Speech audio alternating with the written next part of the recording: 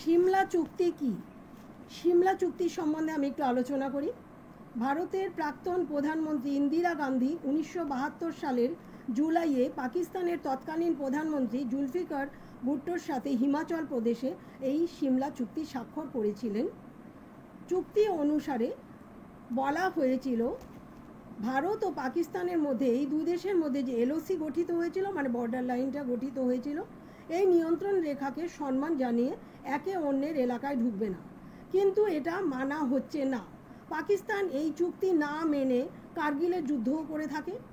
পাকিস্তান সিমলা চুক্তি না মানায় ভারতও 370(35) এই ধারাটা বিলোপ করল। পাকিস্তান সিমলা চুক্তি না মানায় ভারতও এলওসি অতিক্রম করতে পারে সৈন্যবাহিনীর সহায়তায়। পাকিস্তানের জঙ্গি হামলা আজও চলছে। কাশ্মীরে আসা পর্যটকদের হত্যা করা হলো নির্বিচারে। পাহেলগাঁও হত্যাকাণ্ডে এই বিবৃতি পাওয়ার পরে আপনাদের কি মতামত হয় এটা একটু বলবেন, কারণ জঙ্গিদের এইভাবে অত্যাচার আর মুখ বুজে সহ্য করে নেওয়া যাচ্ছে না ভারত সরকারের পক্ষ থেকে।